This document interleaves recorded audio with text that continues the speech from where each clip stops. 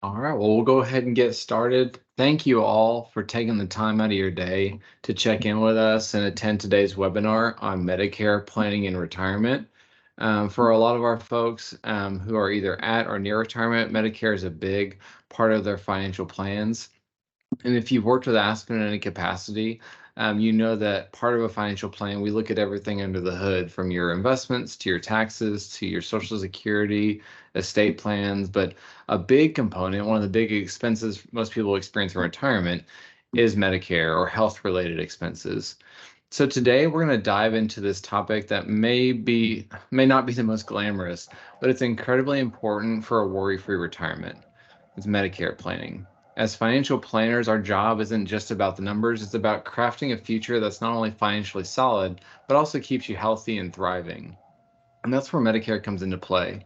So if you will entertain me for a moment, picture this. You're retired and enjoying life. Maybe you're on the beach somewhere, and suddenly a health issue pops up. And that's where Medicare for many folks steps in. It's a program designed to provide healthcare coverage for folks who are ages 65 and up. But here's the kicker. Understanding how it fits into your retirement strategy is kind of like solving a puzzle. There's parts A, B, D, there's C, there's G, there's Medigap, and it's no wonder why it's confusing. It's oftentimes referred to as the alphabet soup of healthcare plans. But that's okay. We're familiar with it, and that's where we're going to talk about today and where we at Aspen come into the picture. Over the next 45 minutes or so, we're going to unravel a lot of the mysteries around Medicare planning and see how it meshes seamlessly with your broader retirement plan. By the time we're done, hopefully you'll have a clear roadmap to help you and your loved ones make smart choices that not only protect your health, but also your hard-earned savings. So we're going to go ahead and get started and jump into the world of Medicare planning. But just so we know, throughout this engagement today, there will be a chat feature on your screen. If you haven't used Teams before, there's a way for you to ask questions or jump in on the chat. And Candace and myself will be moderating throughout this meeting today. At the very end of the presentation as well, you'll have our contact information. So we're open to any questions you may have. And I know some have already come through, so we're excited to get to those for y'all later in the presentation. So for many retirees, the years after work come with the comfort of knowing certain major expenses are gone or at least greatly reduced. Children are likely grown and hopefully supporting themselves. We often ask clients when they're preparing for retirement, are the kids off the payroll or not? You might have a mortgage that's either paid off or close to it. And work expenses such as commuting or travel no longer exist. Yet one major expense, healthcare costs, will likely increase and can be a source of concern and confusion. But with adequate planning, you can take control of these healthcare expenses by making sure you receive the services you need efficiently and affordably. When we do planning at Aspen, we view healthcare or Medicare costs as part of your annual budget. You know, if you break it in annual costs, it can feel a lot more manageable. There's a lot of tabloids and news that'll say, in retirement, you're likely to spend $250,000 or $500,000 in healthcare expenses, and that can be a daunting expense. But for the average folks, living 30, 35 years, and you break it into annualized numbers, it does seem to be a lot more manageable. Your costs are going to vary based on your overall health risk, geographically where you live, whether you qualify for any subsidies, and some other factors. But just for some context, the median annual healthcare expenses for a 65-year-old woman in 2022 was $5,300, according to the Vanguard Healthcare Cost Model. However, as you know through the planning process and with some intentional budgeting, you can make it work. If you look here at the screen, you can kind of see here that $5,300 number. But I like this graphic because at the bottom, it really kind of shows you two different kind of expenses. 55 to 64, you see kind of as your healthcare expenses uptick with age. But on the right-hand side, you see these kind of teal colors, starting with the 39,000 number at the top or being the highest. And this is what some folks refer to as like the go-go, the slow-go, and the no-go phases of retirement. I personally think it should be more like 55 to 70 or 75 for that first slug. But what a lot of our clients experience in retirement is their health expenses do increase. There's no sliding that on an annualized basis. But there are other expenses like travel or miscellaneous spending does tend to decrease over time. So we kind of run hot right out of the gate in retirement, things slow down, and then we jokingly say that around 75 or 80, a lot of our clients' hips and knees trips kind of fall to the wayside. Those bags just get heavier to pack, and internally around the office, I'm kind of joked about I use the silly analogy that when most folks turn 80, they go from Paris, France to Paris, Texas, depending on their desire to travel. And you can kind of see that in the graph here on the screen. However, one thing to note, particularly in Texas, is that relative to the rest of the US, we have a very affordable state in terms of premium cost when it comes to Medicare. Where a retiree chooses to live also affects healthcare cost. Geography doesn't affect Medicare Part B premiums, but it may affect Supplemental Part D premiums. It also affects the cost of private insurance, such as marketplace exchange plans, Medicare Advantage premiums, and supplemental Medicare policy premiums. Some of these differences are due to variations in the cost of living or the cost of medical services in that region, or maybe even the level of federal funding. But again, insurance is widely a state-by-state thing. So we know, for example, in Texas, for our clients who live in Texas, they pay much less in premiums than, my aunt, for example, who lives in St. Paul, Minnesota. If you kind of look at the top of the map, you'll see, wow, their premiums on average are a lot higher.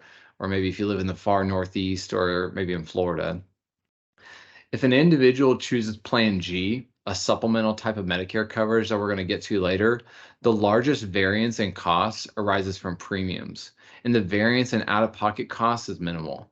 So in 2020, for example, annual Plan G premiums ranged from $1,200 and some change to about $3,635. They almost tripled the lowest cost just based on geography. So I've kind of referenced different Part D, Medicare, Medigap, these terminology. And this webinar, to be fair, will be filled with some kind of jargon. So I'll do my best here in the next few slides to kind of break that jargon down into terms that are easy to understand. Before we kind of get into the weeds, though, of the alphabet soup that is Medicare, I want to just touch on this slide that I think is really important. I think most folks understand that Medicare is a pivotal part of their retirement. And I think most will also agree that it's complex. But the majority of clients we work with, and to be fair, just because it's so complicated, don't fully understand the rules of Medicare. In fact, 75% of retirees surveyed truly believe they have the knowledge to select the right Medicare plan. Yet out of those same retirees, only 20% of them correctly identify the components of an original Medicare plan. The good news is you can work with us at Aspen to help you find the Medicare plan for you that kind of fits your needs. And if it's not us, we can work with another dedicated professional or a group of professionals that we trust to help you do so. Within the confines of Medicare, retirees have an overwhelming amount of options to choose from, and it can kind of become like a paralysis by analysis if you're doing it alone. We think this is why it's really important to consult with an advisor, financial planner, in order to enroll in the right coverage and ensure both your financial and physical health and retirement is aligned. So now we're going to get into the jargon. What is Medicare? Okay, we've kind of talked about at a high level the importance of it costing, about $5,300 to $5,500 a person in retirement. Going back to that slide right here, for all of our clients' financial plans, we build in a budget for $5,500 a person a year as an expense. But how do we get to $5,500, and where does that number come from? What are the different parts of the alphabet soup that I've been kind of alluding to? So Medicare at a high level is the federal health insurance program for people who are 65 or older and for those with disabilities. It is made up of 4 parts: A, B, C, and D. Part A is hospital insurance. Part B is your medical insurance. And these two make up what is often known as the traditional or original Medicare program. But before we dive in, as I referenced on this last slide and as I've kind of made in passing comments, I think it's important to go over each of these parts and what they entail. So let's go Part A, hospital coverage. Medicare Part A is the portion of Medicare that pays hospital costs. Part A also includes some benefits for skilled home care, hospice care, in the first 100 days of skilled nursing care. You probably won't have to pay any premiums for Part A because you already paid for it with payroll taxes throughout your career. Part B is medical coverage or medical insurance. Part B is the portion of Medicare that covers outpatient healthcare visits, such as doctors, outpatient surgery, diagnostic testing, durable medical equipment, and ambulance services. But I want to be very clear here. Part B is not free. You will pay premiums, about $164.90 a month in 2023 per person. And if your income is over a certain amount, your premiums are subject to surcharges, what is also referred to as IRMA surcharges. Part C, we're kind of going down, we're going to move to the right side of the screen. Medicare Advantage. Part C are private plans that contract with Medicare to provide Medicare A and B benefits. Most of these bundled plans are available for only the cost of the standard Part B premium. And actually, about 60% of Medicare Advantage enrollees are in HMO plans. HMO plans, I mean, they can be difficult to work with sometimes, but the vast majority of the rest are in PPO plans.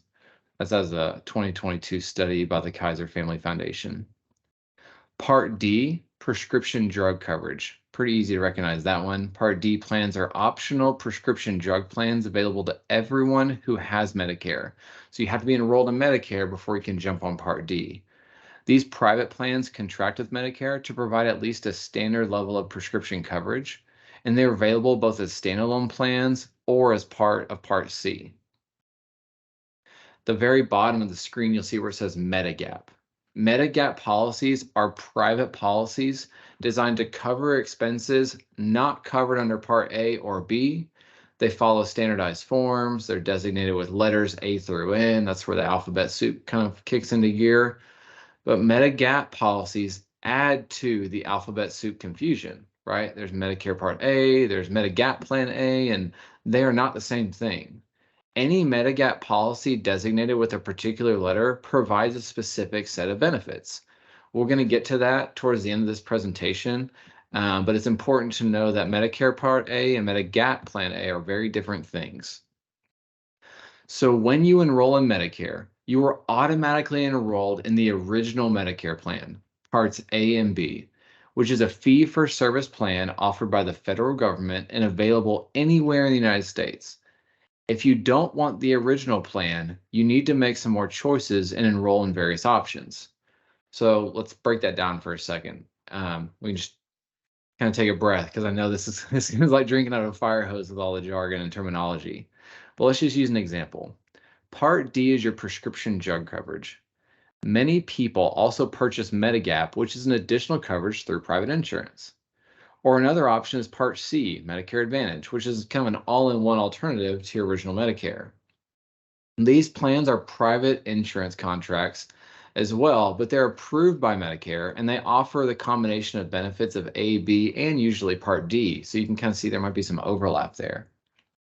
Regardless of the plan you decide to go with, whether it's basic Medicare or Medigap or basic Medicare with Medicare Advantage, you will need to sign up for Medicare through Social Security first.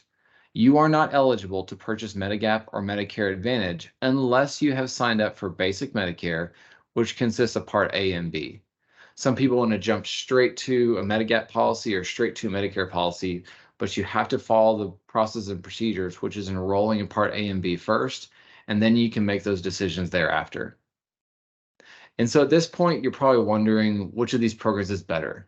Basic Medicare with Medigap or Medicare Advantage. And like most things related to financial planning, it depends on your situation. One of my good friends in this industry always says the tricky part of personal finance is just that. It's personal. So for example, if you have current healthcare needs that require maybe certain medications, or you want to visit certain physicians that you may want to go with that cover or take Medicare with Medigap, they'll also have a more personalized plan based on your need versus the alternative, which could be Medicare Advantage. It's more of a blanket overall coverage, but it will not allow you to specialize your care based on your current healthcare situation. It's like my father-in-law, for example. He's on Medicare, but he many years ago had a kidney transplant. I mean, he is, I don't believe that man will ever leave his kidney doctor. He's very, obviously they have a great relationship and they work together for many years. So the idea of going with a Medicare Advantage plan for his personal situation just isn't going to work because he wants to have choice over the medicine and the physicians that kind of fall within his network. So he has to go into the marketplace and kind of shop around through a private policy. So that at a high level, again, going back a few slides, we've talked about how much it costs a year on average for a retiree for healthcare or health-related expenses. We've talked about the fact that geography plays a big role, and unfortunately, Texas helps us a great deal in that.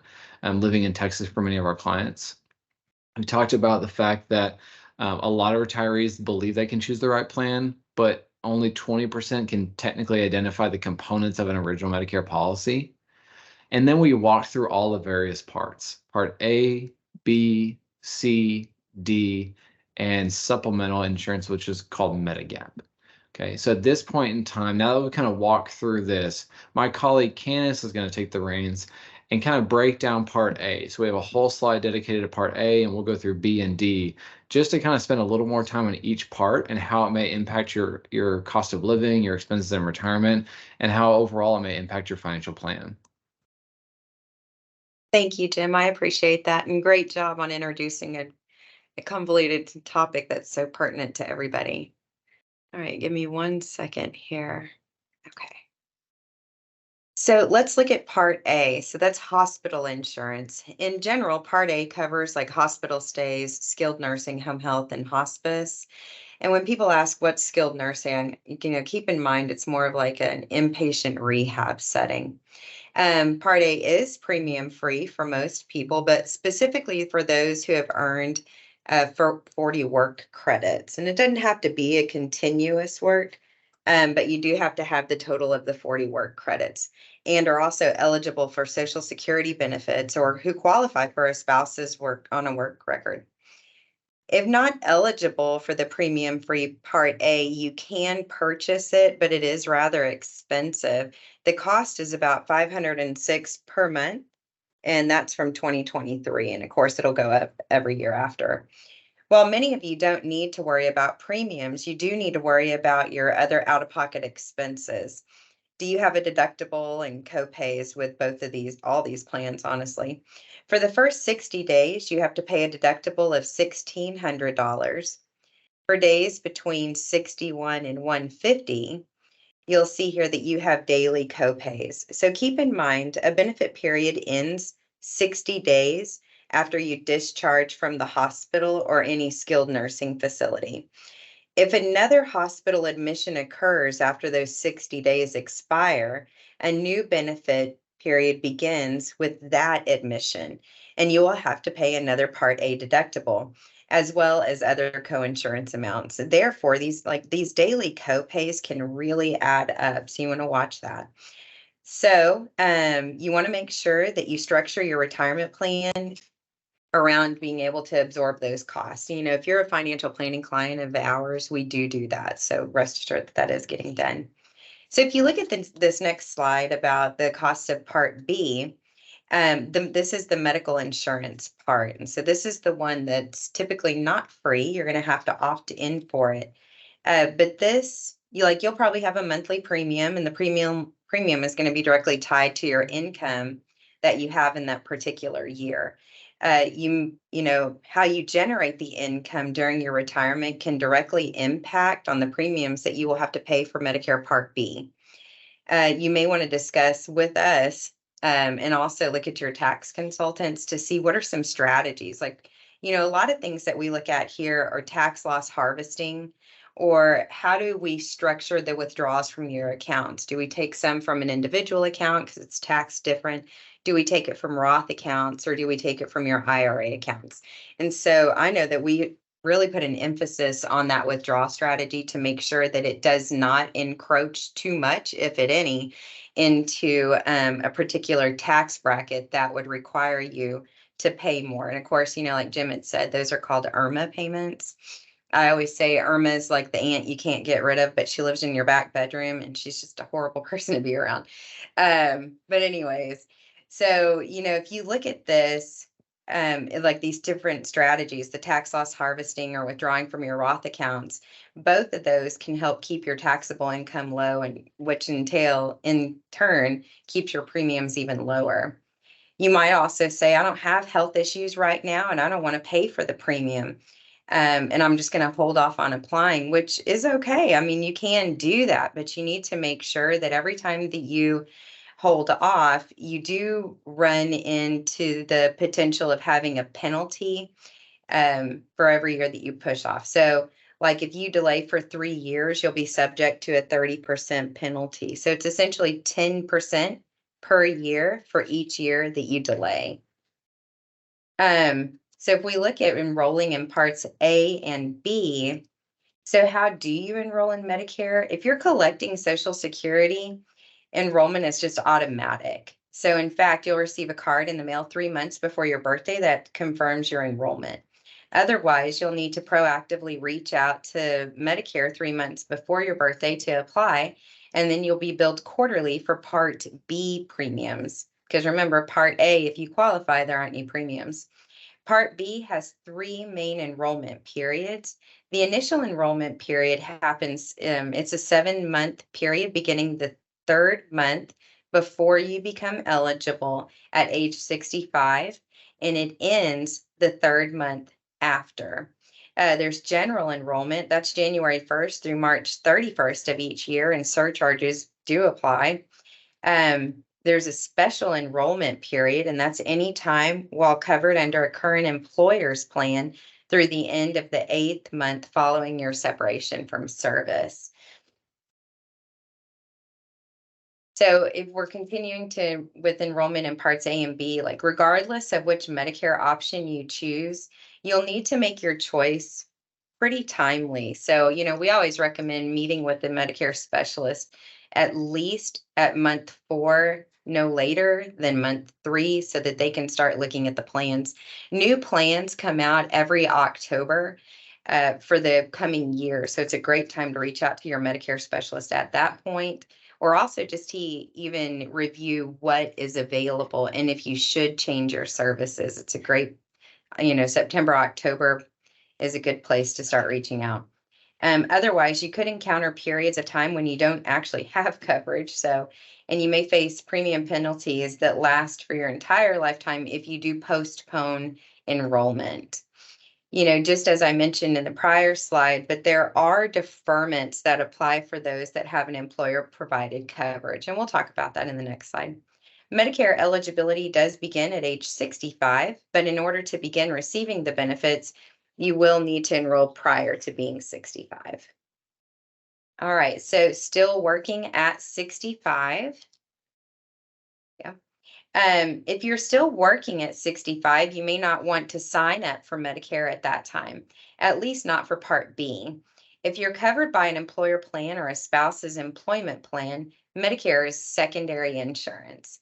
You might still want to enroll in Part A since it might pick up a couple extra costs, and it won't cost you anything, so why not, right? Just keep in mind that if you do sign up for Part A, this is the one holdback, is that you're no longer eligible to contribute to an HSA plan. In addition, Part A has a 6-month look back period. In other words, you'll need to stop contributing to your HSA plan 6 months prior to signing up for Part A to avoid any penalties that could come upon you. Part B, however, has those monthly premiums, which may not be worth it if Part B takes a backseat to your current plan. So you may want to go ahead and opt out of Part B and then enroll during your special enrollment period after your separation from service. Understanding the costs of Part D. So as you know, Part D is the drug coverage. So let's look at the actual out-of-pocket expenses that you may have to pay. For Part D, you'll have your initial deductible, which in 2003 is $505. Then you don't get any help from Medicare until you hit $4,660, which equates to over $1,039 of out-of-pocket expenses. After your drug costs exceed $10,500, you're going to pay 5%, and your plan will then pay the rest. So, in addition, how much do you pay for Part D premium is also based on your income. Therefore, like high income beneficiaries are charged an adjustment to their Part D premium. The usual monthly premium is paid to the Part D plan. The adjustment amount is deducted from the like from your Social Security benefit. The premium is based on your 2022 federal income tax filing status and your adjusted gross income. If your income has gone down, you'll need to contact Social Security and submit Form SSA 44 with the documentation verifying the reduction in income. And so basically what that means, as I referred to in the past, is IRMA. IRMA is going to look at what your adjusted gross income is from 2 years prior. That's why they call it a 2-year look back. And so with the 2-year look back, especially if you've gone into retirement, you're not going to be making the same amount of money in retirement as you did 2 years ago when you were probably at the height of your working career. And so they're going to base your Medicare premiums for that first year into retirement based upon that income from 2 years ago. And in a way to adjust that down is you can file a form SSA 44 and petition for Social Security to go ahead and reduce that Medicare premium, saying, I don't make the same amount I did last year. So that's what that was. Okay, so choosing the right Part D plan. So what you should think about when you're choosing a prescription drug plan, and like Jim said, this is an important decision because there's lots of choices out there, but it's very personal to what your needs are. Are you looking for, is the cost most important to you? Is the coverage most important to you? Is it a convenience things? It's those types of questions you're going to ask. But if the cost is most important, you should really focus on the premiums, the deductibles, and the copays. Plans that offer lower premiums are likely to have higher deductibles and copays, and vice versa. Some of you may use a lot of high cost drugs and may be better off paying a higher premium so that you can enjoy a lower deductible and copay. On the other hand, for those who don't plan to use many prescriptions, may be better off with lower premiums and higher deductibles and copays. Or is the coverage most important to you? How much access do you have to these different drugs? And not all plans cover all the same types of prescriptions. So this is important. So if you have a specific drug that you need, you should verify that that drug is covered. Also, you should check if the plan provides coverage for those drugs in the coverage gap, especially if you think your prescription cost will be that high. If convenience is most important for you, you want to make sure that a certain pharmacy is covered and you want the ability to order through the mail. You'll need to check to see if that is offered. The answers to all of these questions will be different for each of you. You'll need to prioritize what's most important and then to look for a plan that just hits your highest priorities first. If you're wondering which one of these programs are better, basic Medicare with Medigap or Medicare Advantage, you'll have to choose a plan that best suits your needs. But just to give you an example, if you have current healthcare needs that require perhaps like certain medications or certain physicians, or you may want to go, to certain facilities, I would probably go with Medicare with the Medigap, as that will allow you to have a more personalized plan based on need versus like a Medicare Advantage. That's more of like a blanket overall coverage, but it won't allow you to like specialize your care based on your current healthcare situation and whatever you might be going through. Although I'll say this, Medicare Advantage does offer like a one-stop shop when it comes to providing not only Part A and Part B coverage, but it also incorporates Part D. And in some cases, it even offers vision and dental, which that's the only plan that covers that inside of Medicare. So there are definitely pluses and minuses to both and how you're going to design those. And with Thank you so that, I'm going much. to pass it back to Jim. Thank you so much, Candace. And just for everyone on the webinar today, this will be available as a recording after the fact. I know some of you have sent notes and comments saying you're taking notes, and it's hard to kind of keep up with Medicare this, A, B, C, D, or Q along the way.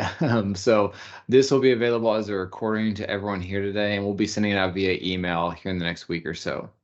But moving on to the next slide, like Candace alluded to, one of the ways we round out the basic Medicare plan is through a Medigap policy, or we at least make sure our clients are covered through Medigap policies.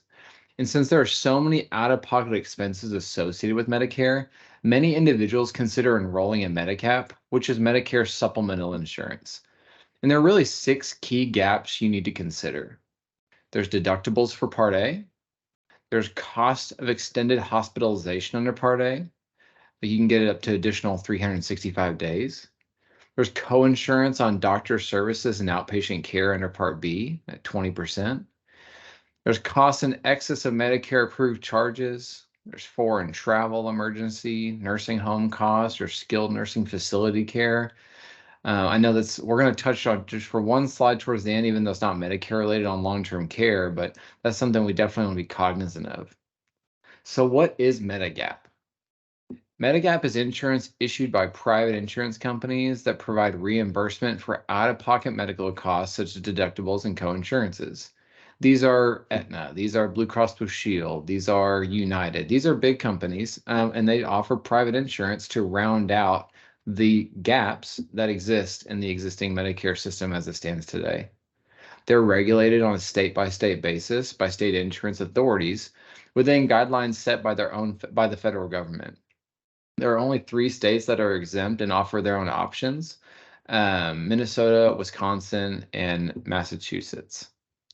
There are 10 standard Medigap plans offering different levels of supplemental coverage. We'll get into the weeds here, but as you can see, there's A, B, C, D, F, G, K through N. There's a lot of letters. So rather than kind of going into the minutia and weeds of that, what we strongly suggest is consulting your financial planner or a Medicare specialist and really kind of finding a solution that's tailored to you, right? I think as Candace touched on in the last slide, there's so many options out there and it can be overwhelming.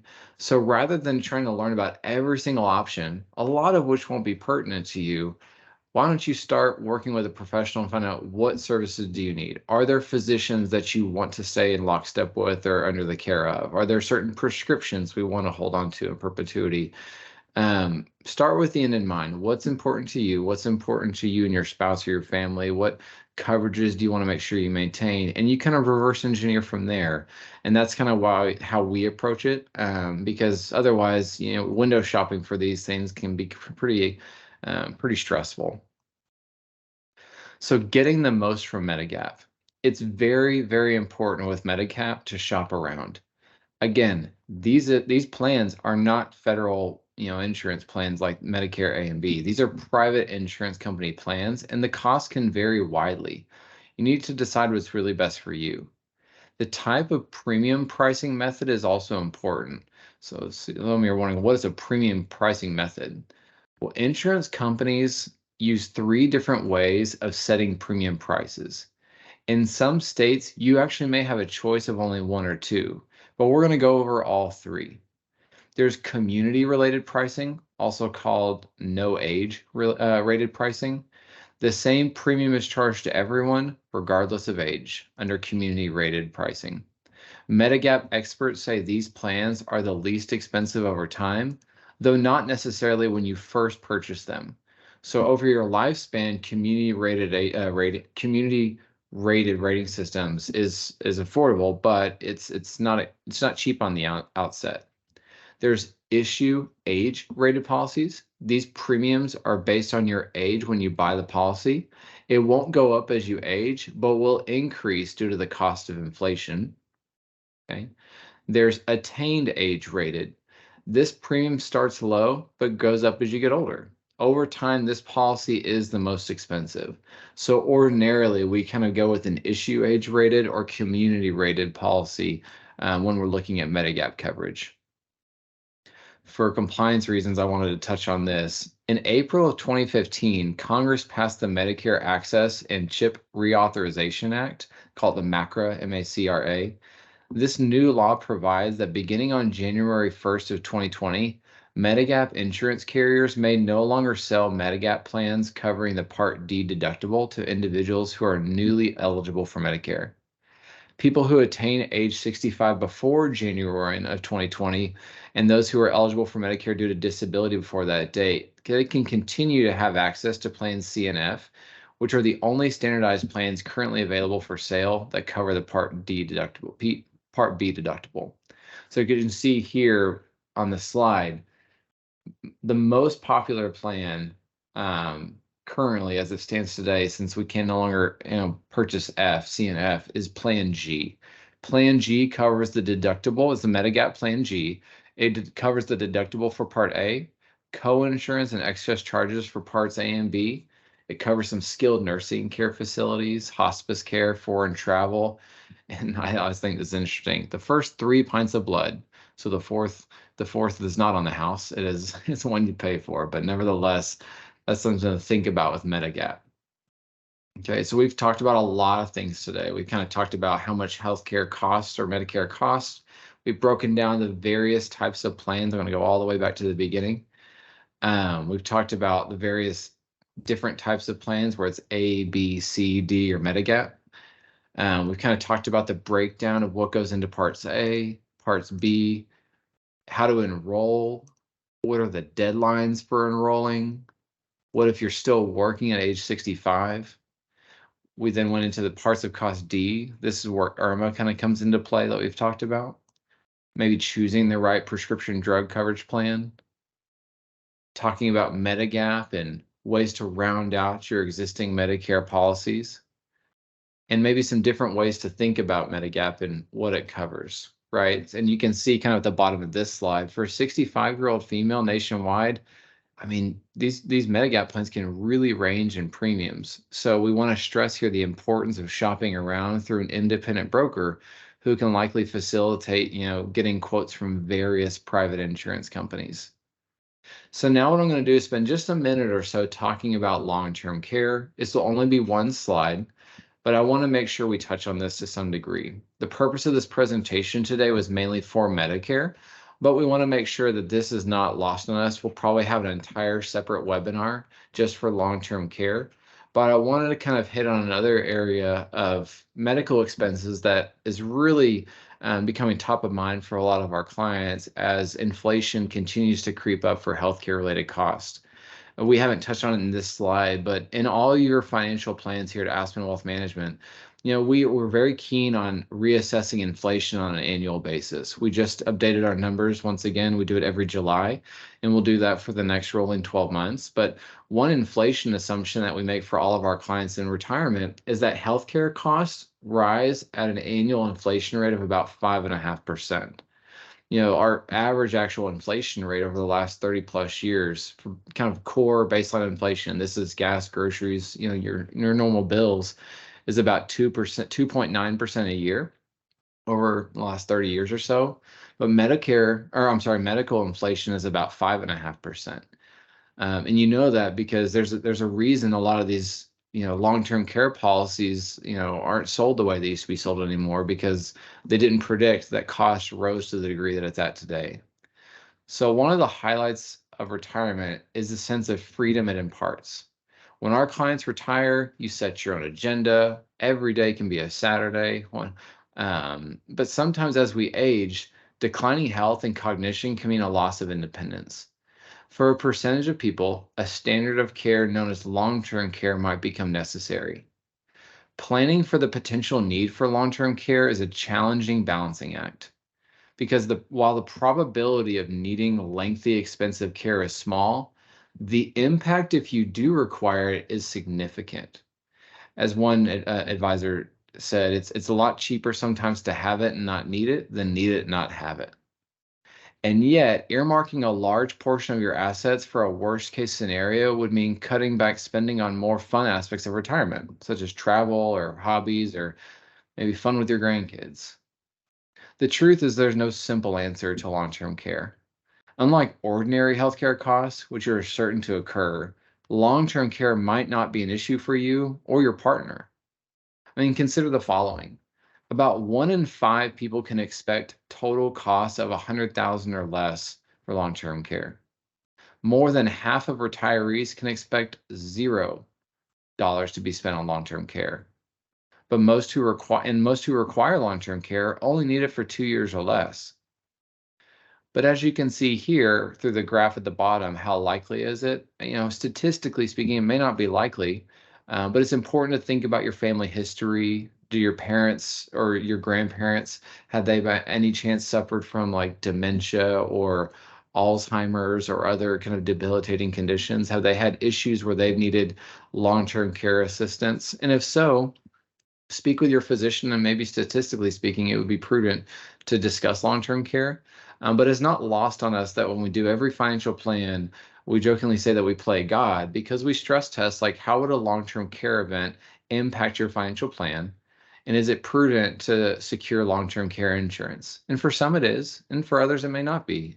For some, we use alternative means of funding, such as using their personal assets or their home equity. I mean, there's a lot of different strategies you can execute, but I just want to make sure I dedicated one slide to talk about long-term care, knowing that it is a cost, it is a concern a lot of folks ask about, and it's not lost on us. So we definitely include that in all of our clients' financial plans, and want to make sure it's a point of conversation, especially for our folks who are over the age of 50 and getting closer to retirement. We want to make sure it's top of mind. So what next? What I would suggest is if you're working with Aspen, it might be a good time to check in and update your financial plan to kind of see what your anticipated Medicare costs might be, what coverages you may need. And if you haven't really established a relationship with us at Aspen or maybe a local health insurance broker in the area, we'd be happy to make an introduction to either connect you with a health insurance broker or to help you review your own personal financial plan. We need to make a decision at that point between maybe going an original Medicare route or the Medicare Advantage route. And then again, as Candace kind of talked about, we're going to start with the end in mind. What's most important to you? What's most important to your family? And do all your assets and resources and does the rest of your financial plans support those kind of goals, wishes, and aspirations? And so insurance, like an investment, is simply a tool we use to support your financial plan. In your financial plan, it's much bigger than any one investment account or one insurance policy. It's focused on what's important to you and your family. And we simply use these tools and resources to kind of help support that financial plan and increase your probability of success in achieving those goals in retirement. So Candace and I are going to take a moment to field any questions that you may have. I have a couple that have come through over the last few days via email in advance of this webinar, and some that have come through today. And so I wanted to take a moment to kind of just address a few of those. So if you'd like, I'm going to stop for a second. I'm going to let you guys kind of take some time. You've written a lot of notes to kind of distill this information down. Our contact information is here on the screen, our emails. And I'll circle back when I'm done here to give you our phone number as well if you want to give us a call. But one of the questions that came up a few different times from a few different folks are, what are some common mistakes most retirees make when it comes to Medicare planning? We get asked that quite a bit, like, especially in light of this webinar, what are some mistakes you see or what are some common things that you field? And I was just doing a financial plan for a few weeks ago and uncovered a few of these myself.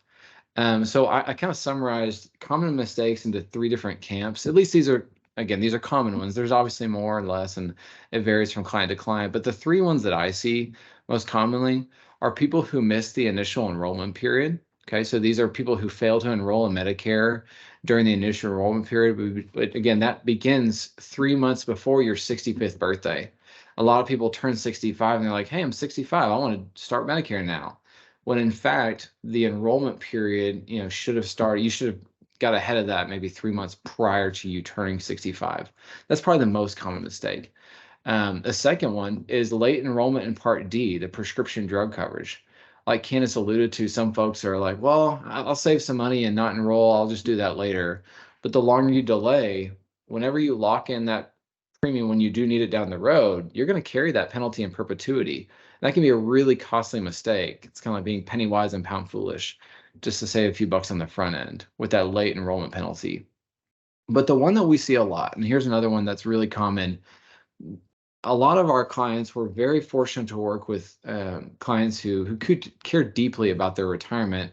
And so outside of working with Aspen, they learn about retirement strategies and tax planning. And Candace touched on it a little bit, but God, we beat that drum to the nth degree. We're so big on tax planning here at Aspen, because we understand the correlation between income and how it impacts your financial plans. And it's much more than just how you pay money in taxes, but it's if you have a spike in income when you're retired and on Medicare, how could that impact your IRMA payments? Roth conversions are one that we see as I'm kind of hitting on this nerve. A lot of people are like, oh, I want to do all these major Roth conversions before I turn 72 or 73 and have to take out required distributions. And so they do that. They're doing this very sophisticated strategy to reduce their RMDs down the road. But an ancillary issue that comes up with that is their income spikes. And if it spikes too high because they've taken on ordinary income, one of the ancillary repercussions from that is that it can throw off their IRMA premiums, or their Part B and Part D premiums can be subject to income monthly adjustments. And so if your modified adjusted gross income goes too high, yeah, you may save some money in taxes, but you also have to factor in the impact it can have on your Medicare premiums along the way. And I'll let Candace kind of field the other kind of question that was kind of common and coming up for some of the folks, and then I think we might wrap up here today and circle back with you guys thereafter. Okay. You know, we got some basic questions that came in that I just think bear repeating. Medicare Part B is not free. Part A is free.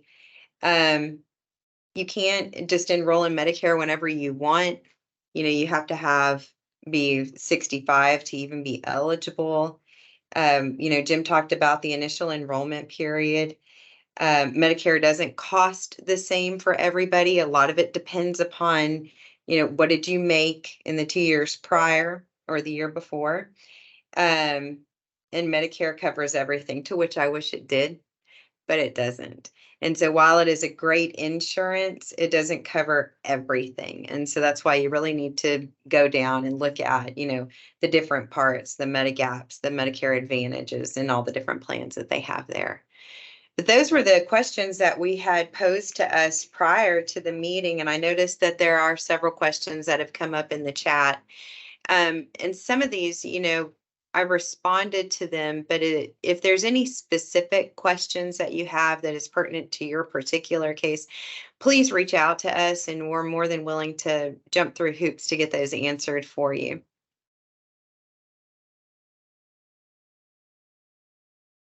All right. Well, thank you guys so much for being in attendance today. I know we took an hour out of your week, and we sincerely appreciate y'all for jumping in and asking questions and being so engaged. And if you want to update your financial plan or just have a look at maybe how Medicare is kind of flowing through and trickling into your personal finances, we'd love to be a part of that conversation and help you in any way that possibly can. Gary, did you have something you want to say? I just want to thank you very much. Did have that last question about, I thought you might be grandfather in to get F. If you return 65 before 2020, is that still not available or not? Yes, that's what we kind of touched on. I don't know. Let me see Sorry, I here. had to step out. My granddaughter was being picked up. Yeah, so I'll circle back with you, Gary, on that. But yeah, there is, as of 2015, there was kind of a law where if you turn 65 before January 1 of 2020, that's when covered on Uh-huh. that slide, you can be grandfathered into Part F. And so that's something we can definitely circle back with you on. I Yeah. just need to figure out which one's better, F or G. Thank you. Yeah.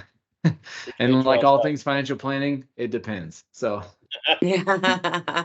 it's our politician's answer, but it truly does. So I appreciate it, Gary. And All we right, guys. have vetted several great brokers. So if y'all need referrals, just holler and we'll get that to you.